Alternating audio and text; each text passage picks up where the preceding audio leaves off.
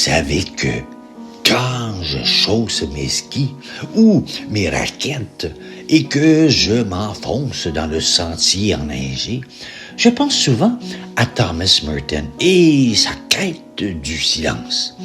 Il écrivait que le désert, le vrai, n'est pas seulement un lieu géographique, mais un état d'âme, un espace intérieur où l'on se dépouille du superflu. L'hiver, avec son manteau blanc et son calme feutré, devient ce désert. Le paysage est épuré à l'extrême, les bruits sont assourdis, le monde semble suspendu. Une rencontre furtive avec un chevreuil, au détour d'un bosquet, ne fait que renforcer cette impression de grâce et de solitude sacrée. C'est dans cette pauvreté volontaire, cette simplicité glacée, que l'on peut enfin entendre autre chose que le bruit de nos propres préoccupations. C'est une forme de prière sans parole, où le seul mantra est le souffle régulier et le crissement des skis sur la neige, ponctué parfois par le murmure d'une rivière qui persiste à couler sous la glace. Justement, cette prière par le mouvement est une forme d'actualisation de la pensée de Merton. Il ne s'agit pas de réciter des litanies, mais de s'engager tout entier dans un acte qui unit le corps et l'esprit. Le ski, par son rythme répétitif et exigeant, devient une méditation en mouvement. Chaque poussée des jambes, chaque balancement des bâtons ancre l'être dans l'instant présent. Croiser d'autres skieurs, échanger un sourire ou un salut silencieux avec ces jeunes sportifs fait partie de cette présence au monde. C'est une réponse concrète, presque urgente, à l'agitation et à la distraction perpétuelle de notre époque.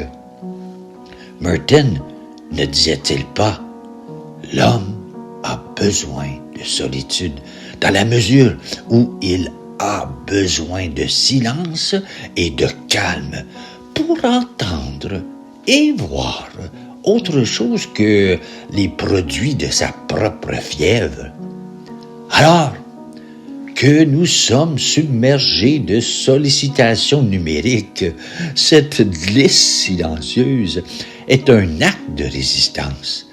Elle nous rappelle que la contemplation n'est pas une fuite, mais une manière plus profonde d'habiter le monde. Ce dépouillement progressif, Merton l'appelait la découverte du vrai moi. Il distinguait en nous ce moi empirique, construit de rôles sociaux et de désirs éphémères, de ce moi profond qui participe directement à la vie divine. Ici, dans l'effort solitaire et le silence, le moi social s'efface avec le bruit. Il ne reste plus que l'essentiel, un être en marche, un souffle, un cœur qui bat au rythme de la forêt. La glisse devient alors bien plus qu'un sport. Elle est une ascèse, un lent et patient délaissement de nos masques pour laisser advenir la personne unique que nous sommes appelés à être depuis toujours. Et au final, ce qui se joue dans ces forêts enneigées, c'est une rencontre. Le froid qui mord les joues, la beauté austère des branches alourdies par le givre, l'effort qui réchauffe le corps, la soudaine ouverture d'une rivière qui traverse le sentier et nous oblige à un arrêt contemplatif. Tout cela nous dépouille de nos certitudes et de nos arrogances. On se retrouve nu et vulnérable, mais d'une vulnérabilité qui ouvre à une présence plus grande. Merton disait « Chercher à retrouver son cœur sauvage et originel ».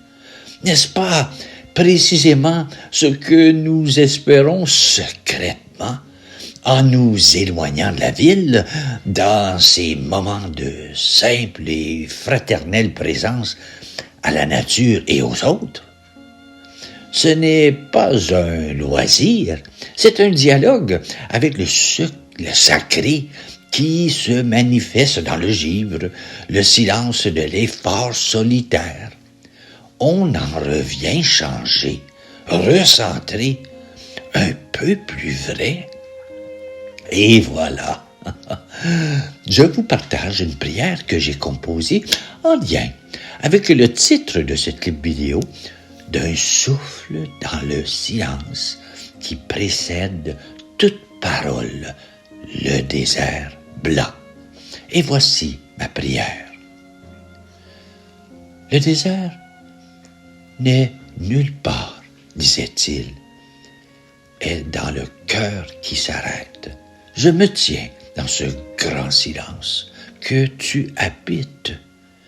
Je m'abandonne au sol blanc, mon moi illusoire, cet étranger que je traînais dans la ville. Dans la cèse de la glisse, dans ce pèlerinage du corps, je cherche, comme Merton, mon propre cœur sauvage, ce cœur qui est le tien, caché sous les neiges de l'oubli. Chaque souffle est un retour en ce centre qui est ton amour. Que cette solitude volontaire, ce saint désert, soit le lieu où je deviens moi-même le temps de Dieu. Fais de moi cet arbre nu, cette créature pauvre, donc la seule gloire est d'exister dans ta lumière. Et quand le printemps viendra, que je me souvienne que cette paix gelée, cette grâce du présent était la saveur de ton éternité. Fais que je sois simplement un homme vivant en ta présence. Amen. Et voilà, je vous souhaite une très belle journée.